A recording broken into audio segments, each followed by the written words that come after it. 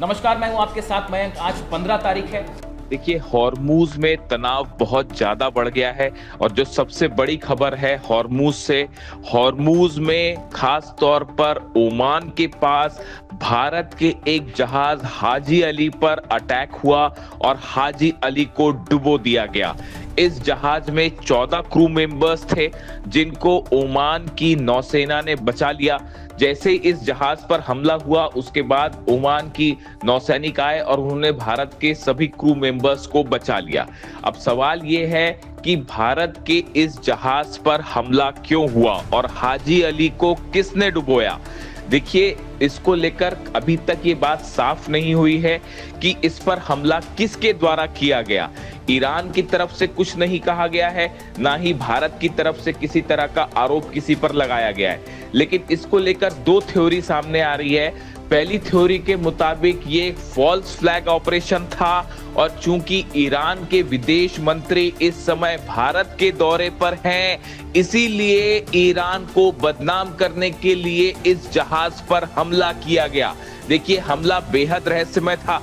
ना तो किसी तरह की कोई वार्निंग दी गई, ना कोई कम्युनिकेशन हुआ और सीधा इस जहाज को हिट कर दिया गया। ईरान की तरफ से या आईआरजीसी की तरफ से जब भी इस तरह की कोई कार्रवाई हुई है पहले, तो वार्निंग दी जाती है जहाजों को कि आप या तो हमारे एरिया से बाहर चले जाइए या आप बिना परमिशन के आगे बढ़ रहे हैं, आपको आगे नहीं बढ़ने दिया जाएगा। लेकिन इस बार ऐसी कोई वार्निंग नहीं थी और सीधा हाजी अली पर हमला कर दिया गया। या तो ये ड्रोन स्ट्राइक थी या किसी मिसाइल से हमला किया, या फिर हो सकता है किसी टॉर्पीडो से भी हमला किया गया। यानी सवाल यह है कि अगर ईरान ने यह हमला किया तो बिना वार्निंग के हमला क्यों किया। इसीलिए यह कहा जा रहा है कि कहीं यह फॉल्स फ्लैग ऑपरेशन तो नहीं है। क्या अमेरिका के किसी जहाज से यह हमला किया गया या किसी और देश की तरफ से यह हमला किया गया और आरोप ईरान पर लगाने की कोशिश की गई, क्योंकि ईरान के विदेश मंत्री इस समय भारत के दौरे पर हैं और भारत और ईरान के बीच संबंधों को खराब करने के लिए यह फॉल्स फ्लैग ऑपरेशन किया गया है। देखिए, अभी इस पूरे मामले की जांच जारी है, लेकिन इसकी हकीकत अभी सामने नहीं आई है। वही एक और खबर यह है कि एक जहाज को जो कि यूएई से चला था उसे कैप्चर कर लिया गया है, लेकिन ये जहाज अभी किस तरफ जा रहा है और किसके कब्जे में है, इसको लेकर भी तस्वीर साफ नहीं है। लेकिन जिस तरह से भारत के जहाज पर हाजी अली पर हमला किया गया बिना किसी वार्निंग के, ये बेहद संदेह पैदा करता है कि आखिर इस पर हमले का मकसद क्या था और किसके इशारे पर यह हमला किया गया। इसको लेकर भारत की सरकार ने सख्त आपत्ति जताई है और यह कहा है कि इस तरह के हमले बर्दाश्त नहीं किए जाएंगे। देखिए, गौर करने वाली बात यह भी है कि अगर ईरान के विदेश मंत्री जब भारत में हैं, ऐसी स्थिति में ईरान की सेना भारत के किसी जहाज को क्यों निशाना बनाएगी। देखिए, ये एक ऐसा सवाल है जो तमाम एक्सपर्ट ये पूछ रहे हैं कि जब ईरान के विदेश मंत्री भारत के दौरे पर हैं और लगातार ईरान ने यह वादा किया है कि भारत को ऑयल सप्लाई जारी रहेगी हॉर्मूज से, और इस वक्त की बड़ी खबर है भारत का एक और बड़ा जहाज सनशाइन जो है वो हॉर्मूज को क्रॉस कर चुका है सही सलामत और भारत की तरफ बढ़ रहा है। यानी एक तरफ हॉर्मूज से वो जहाज पार करके भारत की तरफ बढ़ रहा है सनशाइन, और दूसरी तरफ हाजी अली पर हमला हो जाता है ओमान के करीब। ये वो इलाका भी है जहां पे अमेरिका के डिस्ट्रॉयर्स भी हैं। इसलिए हाजी अली पर यह हमला बेहद संदेहास्पद है। जब तक इसकी पूरी जांच सामने ना आ जाए तब तक ये नहीं माना जा सकता कि यह हमला किसने किया है। और मैं सीधा मुद्दे पर आना चाहता हूं। डोनाल्ड ट्रंप और जिनपिंग की मुलाकात में कुछ ऐसा हुआ जिसने पूरी दुनिया को हैरान कर दिया है, और मानो अमेरिका और डोनाल्ड ट्रंप के तो पैरों तले जमीन ही खिसक गई है। देखिए, मीटिंग चल रही थी, जिनपिंग बैठे हुए थे, सामने डोनाल्ड ट्रंप बैठे हुए थे। इसी दौरान जिनपिंग ने एक ऐसी बात कह दी कि डोनाल्ड ट्रंप के चेहरे पर हवाइयां उड़ने लगी, और जिनपिंग ने दूसरे शब्दों में कहें तो सीधी सीधी डोनाल्ड ट्रंप और अमेरिका को धमकी दे दी है, वो भी बिल्कुल सामने डोनाल्ड ट्रंप के मुंह पे। देखिए, चाइनीज प्रेसिडेंट ने क्या कहा, शी जिनपिंग ने क्या कहा। Chinese President Xi Jinping issued a dramatic warning to US President Donald Trump during their high-stakes summit in Beijing. saying that Taiwan issue could push China and United States into direct conflict if mishandled. Jinping ने ये कहा Donald Trump से कि अगर Taiwan के मुद्दे को mishandle किया तो चीन और अमेरिका के बीच सीधे हालात बिगड़ जाएंगे और आमने सामने हो जाएंगे चीन और अमेरिका। ये बात उन्होंने ऐसे समय में कही, देखिए उन्होंने जो एग्जैक्ट वर्ड्स का इस्तेमाल किया है, Taiwan issue could push China United states into a direct conflict, यानी दोनों में सीधा जो है द्वंद्व हो जाएगा और युद्ध वाली स्थिति भी बन सकती है। इशारों इशारों में ये बात कह दी जिनपिंग ने और सामने बैठे थे डोनाल्ड ट्रंप। देखिए इस मीटिंग में काफी लंबी चली, 3 मीटिंग्स हुई अलग अलग और 2-2 ढाई घंटे की मीटिंग्स हुई। उसमें जिनपिंग भी मौजूद रहे, ट्रंप भी मौजूद रहे। अमेरिका और ट्रंप की लगातार ये कोशिश थी कि पूरी इस बायलैटरल टॉक को तेहरान पर शिफ्ट किया जाए, यानी हॉर्मूज, ईरान, ये मुख्य मुद्दा था डोनाल्ड ट्रंप का कि कैसे बातचीत को यहां लाया जाए, चीन पर दबाव बनाया जाए कि वो इस बात के लिए तैयार हो कि ईरान को जो है हॉर्मूज ओपन करे, ईरान न्यूक्लियर डील करे, यूरेनियम पर डील करे।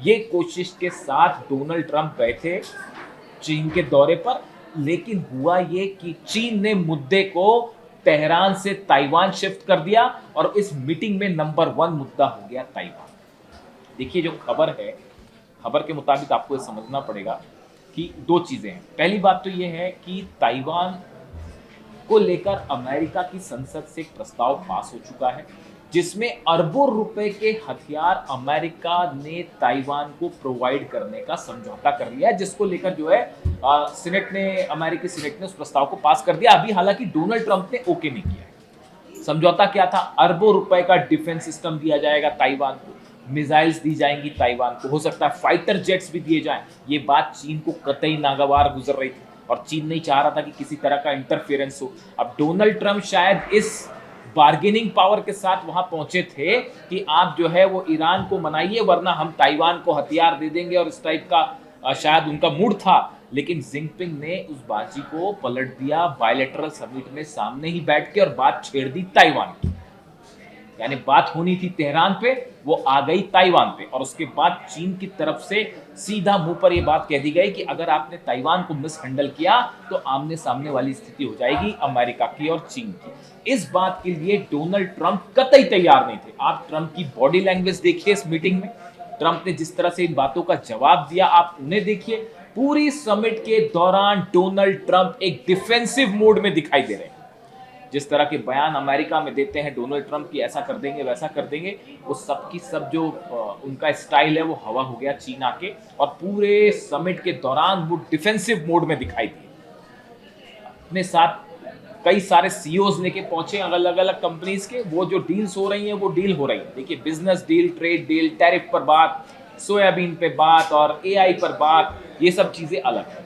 लेकिन चाइना ने ये बात साफ रख रखी थी कि हमारा मुद्दा ताइवान, बात नंबर 1। बात नंबर 2, ईरान के मुद्दे पर देखिए ये बात सच है कि हॉर्मूज बंद है तो उससे चीन के जहाज भी नहीं निकल पा रहे हैं। ये बात साफ है कि चीन के जहाज भी वहां फंसे हुए हैं और बड़ी सारी हॉर्मूज में देखिए हालात ऐसे हैं कि किस देश के जहाज कहां फंसे हुए हैं और दूसरा हमले कौन कर रहा है, वहां पे जो टैंकर्स पे जहाजों पर हमले हो रहे हैं वो भी कौन हमले कर रहा है, ये बात अभी साफ नहीं है। देखिए वहां इतनी सारी पार्टीज हैं। इस तरह का फॉल्स फ्लैग ऑपरेशन यूएई को लेकर भी सामने आया है कि भाई हमले हुए यूएई पे, क्या वाकई वो ईरान ने किए थे या किसी दूसरी कंट्री ने ईरान पर आरोप लगाने के लिए हमले किए। वैसी हालत इस समय हॉर्मूज में है।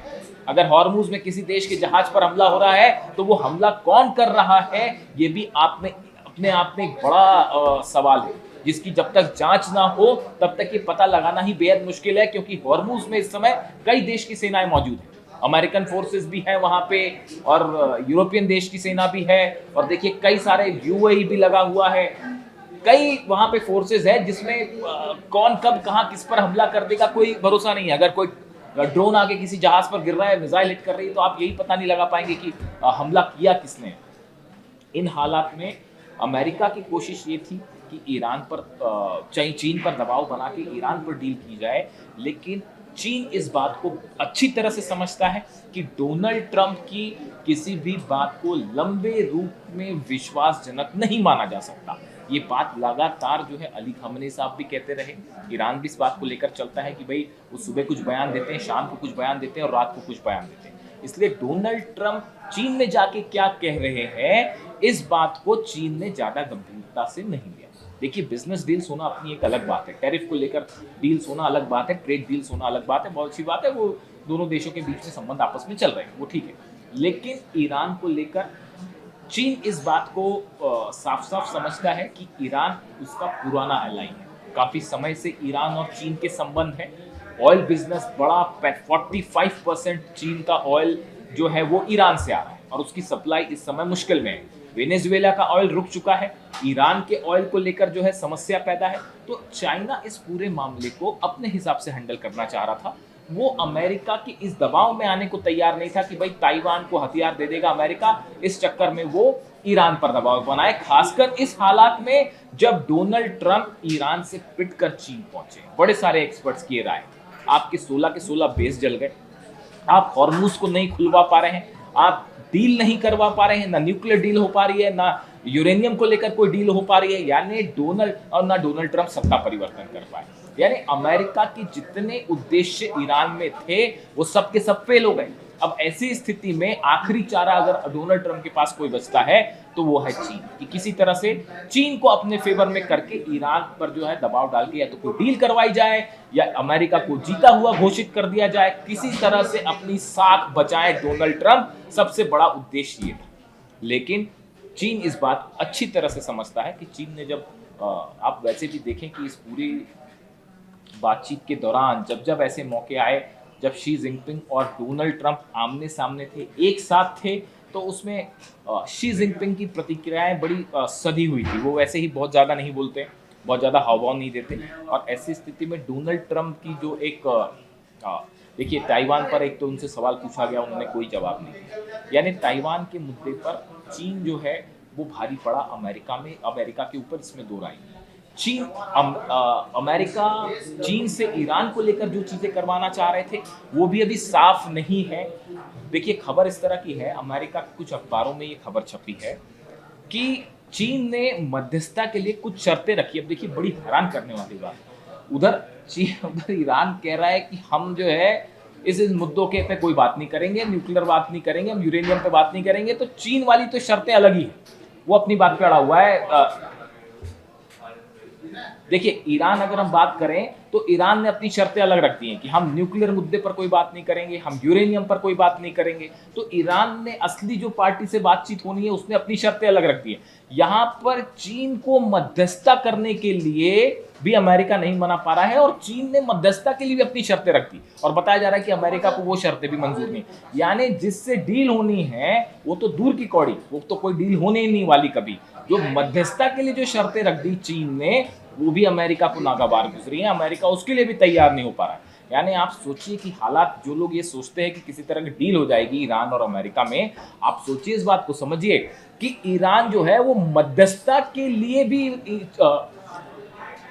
आप देखिए, चीन ने मध्यस्थता के लिए भी जो शर्तें रख दी वो शर्तें भी अमेरिका को मंजूर नहीं। तो ऐसी हालत में जब मध्यस्थता ही नहीं हो पा रही तो फिर डील कैसे हो पाएगी। और पाकिस्तान वाला चैप्टर खत्म हो गया है, पाकिस्तान की चैप्टर कोशिश जो थी वो खत्म हो चुकी है, पाकिस्तान वाला जो चैप्टर था वो क्लोज है। तो अब चीन भी जो है वो ईरान को लेकर मध्यस्थता को राजी नहीं है, ऐसी खबरें।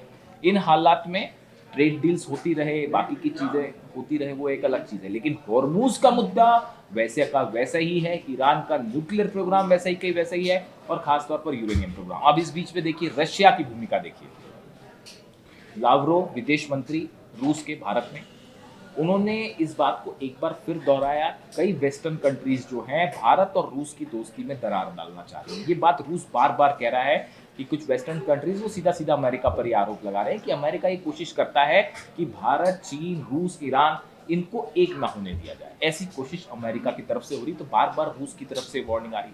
दूसरा आप देखिए रूस के कदम देखिए, एक तो रूस ने अपनी जो है वो मिसाइल टेस्ट कर दी, समरथ जो है वो 35,000 किलोमीटर जिसकी रेंज है वो टेस्ट कर दी उसने। इसके बीच में रूस पर यूक्रेन पर रूस ने जो है वो सबसे बड़ा हमला कर दिया जब ट्रम्प जो है वो चाइना में थे। यानी रूस भी इस बात के लिए कतई सहमत नहीं है कि किसी तरह से चीन जो है वो ईरान के मामले में मध्यस्थ बने, क्योंकि ईरान जो है वो देखिए ईरान का मतलब है रूस के बॉर्डर तक पहुंच गया, और रूस कतई नहीं चाहेगा कि ईरान के आसपास अमेरिका का इंटरफेरेंस बढ़े या हॉर्मूज में अमेरिका का प्रभाव रहे। हॉर्मूज को लेकर आसपास के इलाकों में ईरान का प्रभाव बना रहे, ये बात पुतिन की पहली टॉप प्रायोरिटी है। इसीलिए जो हथियार प्रोवाइड करना है, आप देखिए ये जंग हुई 40 दिन की, आप देखिए कोई भी ऐसा स्ट्रैटेजिक अचीवमेंट जो है वो अमेरिका नहीं हासिल कर पाया। जो मिसाइल्स की बातें सामने आ रही हैं, खबरें ये हैं कि जो मिसाइल्स के लॉन्चर्स को नुकसान हुआ था उसको 70 से 80% फिर से रिपेयर कर लिया गया है। यानी अगर 100 लॉन्चर्स को नुकसान हुआ था उसमें 80 लॉन्चर फिर से तैयार हो गए, और लगातार धड़ाधड़ मिसाइल्स बन रही हैं, ड्रोन बन रहे हैं। पता चल रहा है कि रूस की तरफ से बड़ी संख्या में ड्रोन सप्लाई किए जा रहे हैं। पिछले 24 घंटे के अंदर रूस ने यूक्रेन पर 1500 ड्रोन फायर कर दिए। आप समझिए हालात कितने टेंस होते जा रहे हैं। ऐसे में हॉर्मूज को लेकर और ईरान को लेकर क्या बातचीत हुई चाइना और अमेरिका में, क्या किसी तरह की कोई पर्दे के पीछे बात हुई है, इसका इंतजार आज शाम तक संभवतः ये माना जा रहा है कि चीन की तरफ से अब जो बात की जाएगी ईरान से या ईरान के विदेश मंत्री से, उसमें ये बात साफ होगी कि चीन का रुख क्या है। लेकिन एक बात साफ है, डोनाल्ड ट्रंप जिस मकसद से चीन गए थे, खासकर हॉर्मूज और ईरान को लेकर, वो दाल फिलहाल ट्रंप की गलती हुई नहीं दिखाई दे रही। यानी रूस, पुतिन, जिनपिंग और ईरान, ये तीन की जो जोड़ी है वो ट्रंप के उस प्लान पर भारी पड़ती दिखाई दे रही है जिस प्लान के साथ डोनाल्ड ट्रंप पहुंचे थे। ये अमेरिका के विदेश नीति की जैसी जो खबरें सामने आ रही हैं कि अगर हॉर्मूज को लेकर या यूरेनियम को लेकर या न्यूक्लियर प्लान को लेकर कोई सहमति नहीं बन पाई, तो इन हालात में ये अमेरिका की विदेश नीति को बहुत बड़ा झटका हो सकता है। और इसका एक परिणाम ये भी हो सकता है कि अगर नहीं होता है किसी प्रकार की डील, तो डोनाल्ड ट्रंप एक बार फिर ईरान पर हमला कर दे। इस बात को ईरान भली भांति समझ रहा है। ईरान की सेना इसी बात का जवाब देने के लिए पूरी तरह से अलर्ट है। हॉर्मूज में बड़ा मूवमेंट है ईरान की सेना का। छोटी बोट्स तैयार हैं, वो तो जो है वो है ही। उसके अलावा जितने आइलैंड्स हैं सब में एंटी शिप्स मिसाइल्स लगा दी गई हैं। बड़ी संख्या में ईरान की सेना जो है उसका मूवमेंट देखा जा रहा है इन द्वीपों के आसपास जो कि निशाने पर हो सकते हैं। हार्ग आइलैंड, केशम आइलैंड, ये जो है सब आइलैंड के पास जो है बड़ा मूवमेंट है ईरान की सेना का। यानी अगले 24 से 48 घंटे में ये बात तय होने जा रही है कि क्या चीन किसी तरह की कोई भूमिका निभाने जा रहा है अमेरिका और ईरान के बीच में, या फिर ये चैप्टर भी खत्म है और जंग ही एकमात्र रास्ता है। यानी ट्रंप की चीन विजिट से अमेरिका को वो लक्ष्य हासिल नहीं हो पाए जिसको लेकर डोनाल्ड ट्रंप चीन पहुंचे थे। अंदर की क्या बातचीत है, चीन का क्या रुख होता है, वो 24 घंटे में सामने आएगा। लेकिन फिलहाल जो बात है उसके मुताबिक ईरान ने डिप्लोमेसी के स्तर पर, जंग के स्तर पर, साथ साथ अब डिप्लोमेसी के स्तर पर भी एक बड़ी बढ़त बना ली है अमेरिका की। और अब नतीजा ये है कि हॉर्मूज में रूस के भी हॉर्मूज में यूरोपियन देशों के भी जहाज मौजूद हैं, यूएई के भी जहाज मौजूद हैं, अमेरिका के भी मौजूद हैं और ईरान के जहाज भी मौजूद हैं। ऐसे हालात में एक छोटी सी चिंगारी एक बड़े विस्फोट का काम करेगी पूरे मिडिल ईस्ट में। यानी जंग होगी या बातचीत अगले 24 से 48 घंटे में तय हो जाएगा। वीडियो कैसा लगा कमेंट करके जरूर बताइए। Thank you so much.